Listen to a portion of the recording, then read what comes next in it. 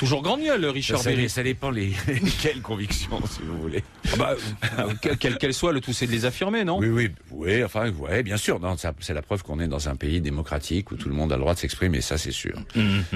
Parce que la dernière fois que vous étiez venu, vous aviez fait une sortie, vous vous souvenez, sur... Oui, ça a eu des retombées. sur Marine Le Pen.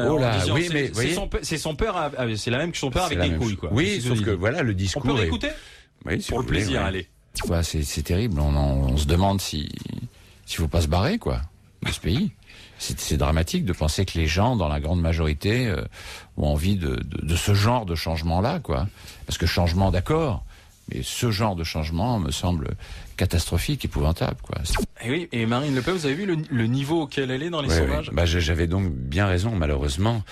Et il faut prendre ça très au sérieux, il faut pas rigoler avec ça, quoi. Voilà, donc il faut s'engager, mais contre Marine Le Pen. Mais ce qu'il faut se demander, c'est pourquoi aujourd'hui elle est assise. Pourquoi c'est ce niveau de colère aujourd'hui dans le pays qui monte? Je pense qu'elle dit des choses que, d'abord, qui trouvent un écho assez fort dans l'opinion publique, et qu'elle prend une place que les autres partis politiques n'ont pas pris, qu'elle dit des choses qui remettent en question la politique d'une manière générale, une attitude d'honnêteté aussi, de transparence.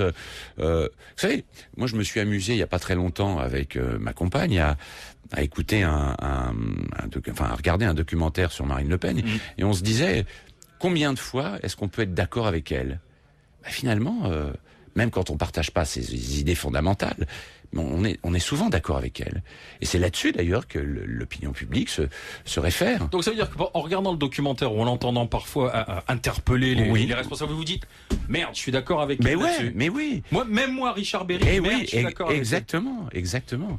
C'est ça le problème. Et c'est là où il faut faire attention. C'est là qu'il faut pas laisser cette place à Marine Le Pen. Il faudrait que les autres partis politiques, quels qu'ils soient, aient le courage aussi de remettre en question des idées peut-être parfois dérangeantes, mais qui font qu'à un moment donné, voilà. Mais c'est quoi les idées dérangeantes aujourd'hui? C'est quoi? C'est à quelle réponse faut-il apporter pour que ce soit dérangeant? Mais déjà sur sur la transparence, déjà sur l'honnêteté du fonctionnement des partis politiques.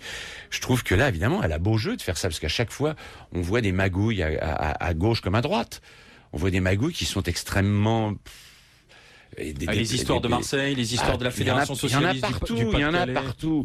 Personne n'est blanc-bleu, je veux dire. Et même tout ce qui s'est passé ces derniers temps avec Strauss-Kahn. Moi, je vais pas relancer le débat, mais je veux dire, là-dessus, personne n'était d'accord à gauche, par exemple. Je veux dire, on a entendu tout et n'importe quoi. Et puis même au sein du Parti Socialiste, auquel moi j'aurais plutôt une tendance à adhérer depuis toujours. Ouais, parce que vous avez les valeurs de gauche, ça c'est un mystère pour personne. Donc. Là, il y a une espèce de merde épouvantable, quoi. Personne n'est d'accord. Je veux dire, ils se tirent tous dans les pattes entre Martine Aubry, Hollande et Montebourg. C'est une catastrophe, quoi. Il n'y a pas un vrai discours, il n'y a pas un vrai débat. C'est intéressant ce que vous dites, parce que là, il y a eu les primaires. Vous êtes allé voter aux primaires? Non. Mais vous avez suivi les débats aux primaires, vous avez suivi la campagne. Ils ont désigné un candidat qui est François Hollande. Et quand on les entend parler, c'est effectivement, ils disent non, on est tous derrière le candidat, mais vous avez l'impression qu'ils ne sont pas derrière le candidat Hollande, qui font pas campagne pour là encore une fois, on a l'impression... C'est une impression, un ressenti. On a l'impression qu'ils nous mentent. On a l'impression qu'ils essayent de faire croire à l'opinion publique qu'ils sont tous derrière un candidat. Mais on voit bien, après coup, que c'est pas vrai. On voit bien qu'il y a des tirs à gauche, à droite, dans tous les sens, et qu'en fin de compte, ils font ça pour faire croire à l'opinion publique qu'ils sont tous d'accord. C'est pas vrai. Donc la guerre des égos et la guerre des places est encore éventuellement plus forte. Évidemment. Que l'intérêt du pays. Absolument. Voilà. Mais je dirais même, c'est là où les gens risquent d'avoir de mauvaises surprises. Je veux dire, c'est la guerre du pouvoir. Voilà. Et là, ils vont avoir de mauvaises surprises aussi avec Marine Le Pen, parce que là, c'est pire que tout. Et puis François Berléand, qui la semaine dernière était dans les JG, vous en avez sûrement entendu parler. Oui. Il était assis à votre place, l'ami Berléand, et puis on parlait comme avec vous, on parlait politique, on parlait d'Eva Joly. Et il dit Eva Joly, moi, son accent, il me gêne, écoutez Berléand. Là, je comprends pas qu'une candidate ou un candidat à la présidentielle ne parle pas le français sans accent. C'est vraiment quelque chose qui me choque, moi. Alors, il dit, moi, mon grand-père était russe, mon père était russe, ensuite il a parlé parfaitement le français. Il dit, moi, j'ai un peu de mal, nous disait-il, je vais encore passer pour un vieux machin. Écoutez, il faut qu'il vote pour Marine Le Pen, qui, elle, parle français sans accent, hein, mais un français détestable, si vous voulez, dans l'esprit. Mais moi, je suis pas d'accord. Si on est en démocratie, elle est française, point barre. C'est tout. Moi, je suis pas d'accord. Je sais pas ce qui lui est arrivé. Il a pas pris conscience, le père François. Mais bon. C'est pas un raciste, Berléand.